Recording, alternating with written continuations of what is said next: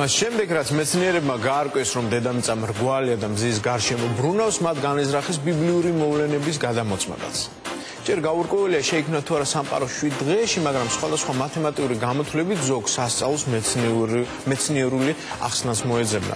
მირიან მეფის თხუთის მთაზე ასვლის და სასწაულის ნახვის ლეგენდაზე და მის მიმართ ასტრონომების დამოკიდებულებაზე ჩვენი კორესპონდენტი ანა ასათიანი მოგითხრობთ, რადგან ჯერ კიდევ მე-20 საუკუნის დასაწყისში მირიანის მოქცევისას მზის დაბნელების ფაქტი ერთ-ერთი ასტრონომის მტკიცებით შეუძლებელია. ასწენებს მისი მეუღლის ღმერთს, ილოცებს და მოხდება სასწაული, საკანაცდება, გადაიყრება პრობლემებიც და გამოჩნდება გზა,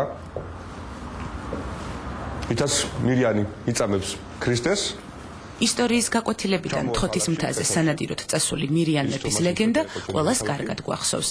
სასწაულის ხილვით შეშინებულმა მეფემ საშუალად წარმართულ კერპებს მიმართა. არმაზის კერპებმა რომ ვერ უშველეს, მირიანმა დახმარება ნინო კაბადოკიელის ღმერთს სთხოვა. წუდიადი უეცრად გაიფანტა და მზე ისევ გამობწყინდა ცაზე. ქართველი ასტრონომები მეფე მირიანის ლეგენდას მეცნიერულ ახსნას უძებნიან. მარინა გიგოლაშვილის, როლან კილაძის, ვასო კუხიანიძის და გიორგი რამიშვილის უახლესი გამოთვლების მიხედვით მე-4 საუკუნეში თხოთის მთაზე მზე სრულად დაბნელდა და ეს პროცესი 1 წუთი და 52 წამის განმავლობაში გრძელდებოდა. ყველაფერი გაცილებით ადრე დაიწყო. ეგრეთ წოდებული მირიანის დაბნელებით მეცნიერები ჯერ კიდევ 30-იან წლებში დაინტერესდნენ. ვინც დაინტერესდა ამ მირიანის მზის დაბნელებით, ეს გახლდათ ივანი ჯავახიშვილი. 30-იან წლებში დაუსვა მაშინ აი ახლად ჩამოყალიბებული ასტრონომიის კათედრის თანამშრომლებს შეკითხვა, რომ მე-4 საუკუნეში იყო თუ არა საქართველოში მზის სრული დაბნელება, რომელიც შეიძლებოდა ენახა მირიანს. მაშინ ჩვენი ასტრონომების მამამთავარი გახლდათ ევგენი ბიუსი, რომელმაც მიმართა ერთადერთ წყაროს მაშინ, აი ეს გახლდათ ეს წიგნი ოპოლცერის დაბნელებათა კანონი. ბიუსი კითხვაზე პასუხს ჩეხი ასტრონომის თეოდორე ფონ ოპოლცერის წიგნში ეძებდა. საქართველოში ამ წიგნის მხოლოდ 1 ეგზემპლარი არსებობს. აქ ქრისტესშობამდე 1200 წლიდან ახალი წელთაღრიცხვის 2161 წლამდე 8000 მზის და 5200 მთვარის დაბნელებაა აღწერილი. ბიუსმა კვლევის პასუხი ჯავახიშვილს შეატყობინა. მისცა ესეთი პასუხი ივანი ჯავახიშვილს, რომ არათუ მე-4 საუკუნეში, არც მე-3-ში და არც მე-5-ში საქართველოში მზის სრული დაბნელება არ ყოფილა. ამ პერიოდში აბასთუმანში საბჭოთა კავშირში პირველი ობსერვატორია იხსნება. ასტრონომები ხარაძე და ვაშაკიძე მზის დაბნელებებს მთელი მსოფლიოს მასშტაბით იკვლევენ, მაგრამ მირიანის დაბნელებაზე კვლევა აღარ გრძელდება. ოპოლცერის რუქაზე დაყრდნობით ყველაზე ახლოს საქართველოს მზის სრული დაბნელების რკალი 319 წელს უახლოვდება. ის მექსიკაში იწყება, გადმოჭრის ამერიკას, შემდეგ ევროპას და შავი ზღვის აღმოსავლეთ სანაპიროზე მთავრდება, რაც იმას ნიშნავს, რომ საქართველოში 319 წლის დაბნელებას ვერ დაინახავდნენ. 21 საუკუნის დასაწყისში მეცნიერი მარინა გიგოლაშვილი თავის კოლეგა გიორგი რამიშვილს ახალ ამბავს ატყობინებს. მირიანის დაბნელება ხომ ვიცი და მეუბნები იცით რამე ვიცი რომ არ არსებობს მეთქი. არსებობს და პირდაპირ მეჩვენებს NASA-ს საიტიდან აღებულ მშვენიერ რუკას ლამას, რომელზეც აშკარად დაბნელების ზოლი უკვე მოდის რუსთავამდე. ეს ძალიან საინტერესო ფაქტი იყო. კვლევა ახლდება. ამერიკელი მეცნიერის ფრედ ესპენაკის მონაცემების და NASA-ს რუკების მიხედვით ირკვევა, რომ ოპოლცერი თავის გათვლებში 7 წუთით შეცდა. შეცდომაში ის ზღვის მიქცევა-მოქცევამ შეიყვანა, რომელიც დედამიწის ბრუნის შენელებას იწვევს. მეცნიერების აზრით 7 წუთიანმა განსხვავებამ შედეგები რადიკალურად შეცვალა. ახლა 7 წუთის განსხვავება რას აკეთებს? რომ ოპოლცერის რუკის მიხედვით აი ეს დაბნელების ზოლი თავდება ბათუმთან სადღაც, შავი ზღვის სანაპიროსთან. და NASA-ს მიხედვით ამ ზოლმაც გადმოინაცვლა ცოტათი აღმოსავლეთისაკენ და თავდება უკვე სადღაც მარნეულის მიდამოებში. ამ განსხვავების გამო ახლა ჩვენ უკვე დარწმუნებული ვართ, რომ მირიანის დროს იმ თხოთის მთაზე ისევე როგორც მთელ დასავლეთ საქართველოში დაბნელება გამოჩნდებოდა.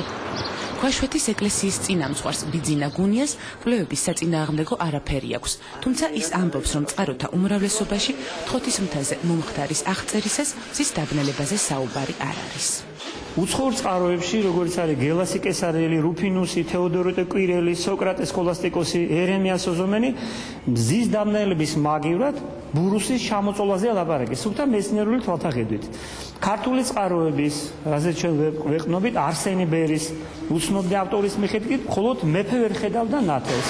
ეკლესიის პოზიცია ცალსახა არის, აქ მას დაუბნელდა თვალ, აქ ჩვენთვის რაციონალური მიდგომა არ არის გადამწყვეტი. კვლავ ამბობ, რომ ჩვენთვის ეს წმენის ფაქტორი გახლავთ. ლეონტი მროველის ქართლის ცხოვრებაში კი სწორედ მზის დაბნელებაზეა საუბარი. ქართველი ასტრონომები ამ საკითხით ამიტომაც დაინტერესდნენ. შუა სამხრისა ოდენ დაბნელდა მზე მთასაზედა და იქ მნა ვითარცა ღამე ბნელი. უკუნი და დაიფრნა ბნელმან არენი და ადგილი. ქართველი ასტრონომები თვლიან, რომ ეს მთა 319 წლის მზის დაბნელების დასანახად იდეალური ადგილი იყო. მათი გამოთვლებით მეფე მირიანმა დაბნელება მზის ჩასვლამდე 7 წუთით ადრე, საღამოს 7 საათისთვის დაინახა. ასტრონომები ამტკიცებენ, რომ მზის დაბნელებას მცხეთაში სავარაუდოდ ვერ დაინახავდნენ. მცხეთა მთებით გარშემორტყმულ ქვაბულში მდებარეობს და ჰორიზონტი არ ჩანს. ბარში მზე 9 საათით ადრე ჩადის. ასე რომ, როდესაც მთაზე დაბნელება მოხდა, მცხეთაში მზეს უკვე მაღალი მთები ფარავდნენ. სასწაული ის არის, ზუსტად იქ აიყვანა განგებამ, იქ დააყენა და იქიდან გადაახედა. ყველაზე საუკეთესო პირობებში იდგა და იქიდან უყურებდა. აი ეს არის სასწაული ზუსტად. ანუ ოდნავ უარესი პირობები და მის დანახვა შეუძლებელია. ქართლის ცხოვრებაში აღწერილი სასწაულის წელი არაა მითითებული. მეცნიერებმა მირიანის დაბნელება 319 წლის 6 მაისით დაათარიღეს. ასტრონომებმა ეს თარიღი მირიანის მეფობის დროს არსებული მზის დაბნელებების ანალიზის შედეგად დაადგინეს. სიქცერია შუა სამხრის ოდენ, ანუ საღამოს დაბნელება მზე. და საღამოს დაბნელება დიდ დაბნელებებს შორის არის მხოლოდ 319 წლის 6 მაისის. ხოლო კონკრეტული ქრისტიანების, ანუ უბრალოდ სახელმწიფო რელიგიად გამოცხადების თარიღი ძნელი სათქმელია ძა. ის მდებარეობს სადღაც ამის წლიან შუალედში 319 წლის 6 მაისიდან 320 წლის 1 მაისამდე. ასტრონომები კვლევას განაგრძობენ. საინტერესოა, როგორი მზის დაბნელება დაინახა მირიანმა. მზის აქტივობის ორი ფაზა არსებობს, მაქსიმალური და მინიმალური. ეს ფოტო მზის მაქსიმალურ ფაზას ასახავს. ამ დროს მზე არის რადიალური და სხივები მის გარშემო ერთგვაროვნად არის განლაგებული.